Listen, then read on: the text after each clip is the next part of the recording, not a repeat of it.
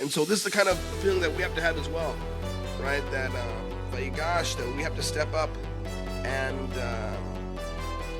say to Hashem, I'm willing to take responsibility now. I'm willing to be held accountable. I'm willing to do the things that I wasn't able to do before.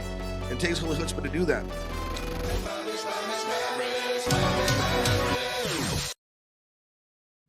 Hey there, everybody, and welcome back to Live with the Times. I'm Maynard Breslow. Grateful to be here. Grateful for all of you. Today we're going over Vayigash, the first Aliyah Vayigash, and great stuff. As I mentioned with Mikates, the beginning of the end. Not the beginning of the end, but the end of the beginning. And the beginning of what? Now the Jews are being set up to all come down into Mitzrayim, right? That this is now Yaakov coming down. And we see here that this parsha has a lot to do with getting closure, has a lot to do with making Shuva, has a lot to do with making up, and has a lot to do with acknowledging, facing the fact that we ourselves kind of put ourselves in the situations that we're in a little bit. And we'll get into that. Before I continue, make sure to like and subscribe here. Like the video, subscribe to the channel, and share it. And we'll keep it going. So, Vayigash. Vayigash is a word that we've seen multiple times here in the Torah, here in Bereshit. And the first time that it came in, right, we can glean a lot from the meaning of a word and what it's meant to do and convey based on the first time that it's brought up in the Torah. And the first time the Vayigash is brought up in the Torah, as actually we've mentioned a few times, is during Avraham Avinu's encounter with Hashem, when the angels came and warned him that they were going to go and destroy Sodom and Gomorrah. And he went and stood there and was like, Hashem, what is this? Right? It's a Vayigash. And he went and he stood up to Hashem, so to speak, and he said, let my master not be upset. If it's possible, let me speak something in his ear, let his anger not be flared up. And okay, fine, what if there's 50 people, and what if there's 30 people, and what if there's 10? And he had the chutzpah to go up. And this is the same thing here with Yehuda.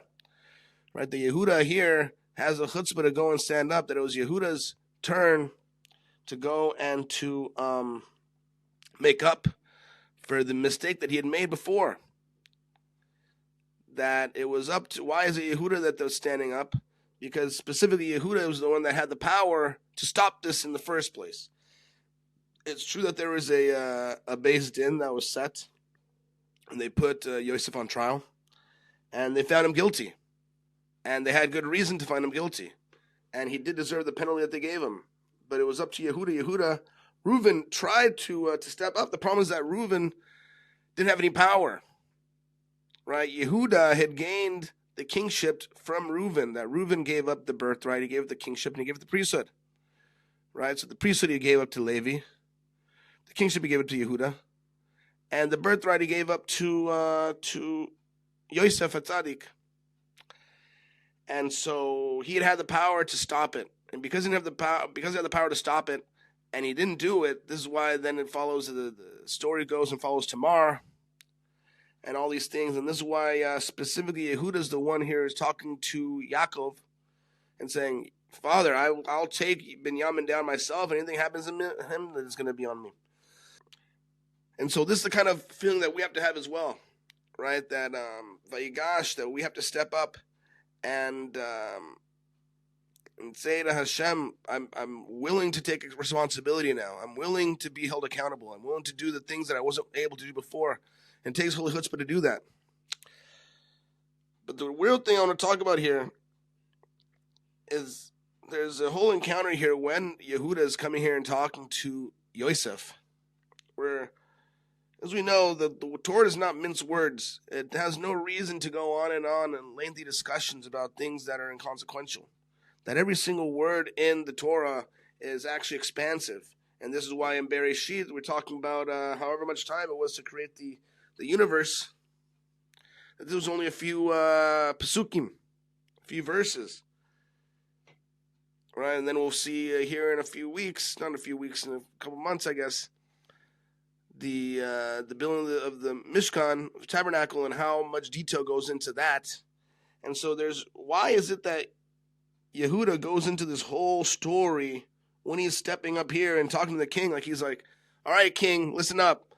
So I don't want you to get upset, but let me go on and on about the story, right? You'd think that he'd be quick and concise. He doesn't know that it's Yosef. He doesn't know that he knows who his father is. Why is he going on and on about his father? And he's saying, well, listen, you asked me about my father. Why would you come and ask me about my father? Right, but he says over here, right, Vayomer avdecha avia elenu atem vidatem ki shnehem yalda li ishti.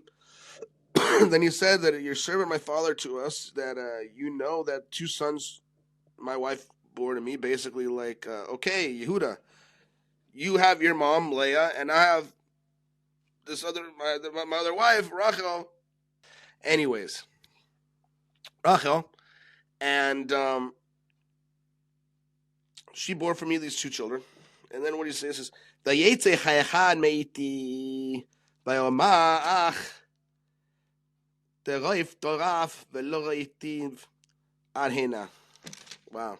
This is Vayetze chayechad. The one had gone away, meiti, from me. You catch this at all? Vayetze. We're talking about how the Torah brings up certain words, and we don't know. We know what they mean, but we can get the meaning even more so from the first time. And what's the first word of the pasuk? Is Vayetze. Where else does Vayetze come up? Vayetze comes up in Parshas Vayetze. What happens in Parshas Vayetze? Parshas Vayetze is when Yaakov leaves his house, flees from his house, fleeing Esav. But what happened? He left his family. He left his father. He left his father there, not wondering what's going to happen, if he's ever going to see him again. Right? Of course, his mother was the one who told him to go. But this was imagine being separated from your son. So that's why he said, Vayetze ha'echad meiti. The one left from me. From me, meaning he left from me. What from me? Ha'echad. The one took from me, sent out from me. What is it sent out from me? His own, he had created the situation. Right? We talk a lot about how this was Shuva. And Yaakov is now realizing that he created the situation. He created the situation with Yosef. For a long time, he blamed other people. And finally, he's realizing that it's him. Yosef wanted his brothers to make Shuva. And we'll talk about maybe tomorrow about Yosef and how he needed to make Shuva and what that was about. But the whole point is this, is that Yosef was gone from his father, separated from his father for how long? 22 years. Right? From the age of 17 to 39, he was gone. He got sold when he was 17 years old, little boy, little rambunctious, flamboyant boy with a rainbow tunic, causing trouble. And now here he is. He's pretty much the king of the world. He's the second in command, and Paro is listening to whatever he says. But he's gone for 22 years. Does anybody know how long Yaakov was gone, separated from his father for? You guessed it, 22 years. 22 years it was that Yaakov was separated from Yitzchak. 22 years that Yitzchak was suffering because of the situation. And so a lot of times we look at situations and wonder, why is this happening? Why is this happening? As if Hashem wants to torment us. As if this thing is just out of left field. Hashem wants us to suffer for some reason. Oh, we must be a tzaddik that we have to suffer for no reason. Definitely not. I'd venture to say that all of us have a reason that things are happening. Right? And we live by a principle in Judaism, thank you Hashem, called Mida Keneged Mida. Means a turn for a turn. Means that this happened because you did this, so this thing's going to happen to you. And it's not like a karma thing. It's actually a very benevolent thing. Right? The Gemara says that a rabbi's walking down this stream and they see a skull floating and comes and picks it up and says, because you drowned a person, you were drowned. And because that person drowned you, that person will too be drowned. We're living out so many times these reincarnations, and we're put in situations. And the whole point is for us to choose differently. But the whole point is that it happened for a reason. We're doing it for a reason. If we don't make Shuva on it, we're bound to continue this cycle and repeating it. If we think that it's just happening willy-nilly, we're not getting to the, right? When we think that somebody at shul upset us, right? If I think somebody at shul upset me, how many times am I upsetting somebody at shul? If I see my wife is doing something and it bothers me, how many times am I doing? I don't even think that a lot of times, right, what is the connection between that action she's doing and the action that I do? Maybe if it's I'm upsetting her or somebody else or something else that I do that maybe nobody even knows about, but I do this certain thing. And now I got to go and look and say, oh, I do that too. I do that too. And this action in itself can save us from unspeakable, from so much continued suffering. As Rav Shalom always says, that pain, unfortunately, is unavoidable. You can't avoid pain. We are going to feel pain in this world. But what you can avoid is you can definitely avoid suffering. Right? Pain is going to happen and we can heal from the pain. But the suffering for us to keep going and to keep itching the wound, and the wound is never healing, that's on us. Right? We're all going to go through things in cycles and we fall into things, and there's a reason why we're born in our bodies with our parents, with our certain circumstances. And we think that it's just inconsequential, done willy-nilly. It's absolutely perfectly done with every single moment in divine providence. There's no reason to be upset. There will be things that we go through. There will be traumas some people go through, God forbid. There will be moments that are very uncomfortable, unpleasant. And they're getting us through the checkpoints to bring us back to this testing ground, to the test where we can now choose 50-50 to go this way or go this way. Last time we chose this way. This time let's go this way. And this is what Yaakov Avinu is realizing here. He's realizing that this whole thing fell upon him because of what he had done to his parents. That was a mistake. Was it the right decision at the time? Maybe it was. Maybe it wasn't. But we do know that Mida Keneged Mida, he left his father, and his father was devastated for 22 years. And now here he is, his Bechor, so to speak, the firstborn of his preferred wife, if we can say such a thing, is taken from him for 22 years. At this point, he doesn't realize it's been 22 years, but you can realize, reminiscing, say, wow, it's been 22 years. I was gone for 22 years. It's been 22 years since Yosef's been gone, and all this stuff's happening. That's so weird. I was gone for 22 years. Imagine the pain that I caused my parents. Imagine the pain that I caused my parents. And even though maybe the situation, that was what he had to do, he can make Shuva on the pain and to tell and say, listen, Abba, I'm so sorry.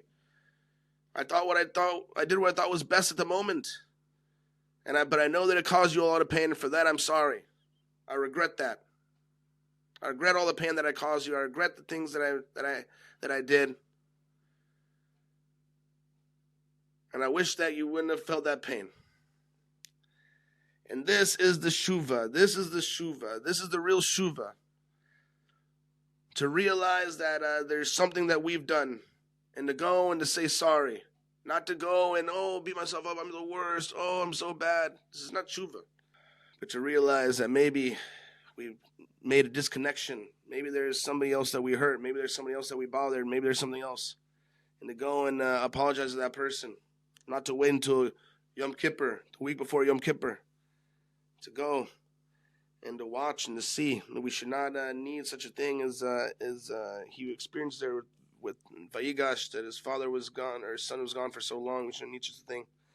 We should have the holy chutzpah to Vayigash, to go and stand before Hashem and say, Hashem, I'm here to help you. Let me help you. Have the holy chutzpah to take responsibility, to be held accountable, and to grow up in the best way possible. So Hashem should bless us to please allow us to realize that anything that we feel is uncomfortable is a gentle nudge for me, myself, to come back to you, to return to you, to make Shuva on anybody else that I've hurt. And this way we're going to see that we're clearing that path, and making a new path, making a path that is nice and free and open and welcoming for everybody. And this way we're going to see that every single person is being inspired by one and the other, that it's all a chain reaction.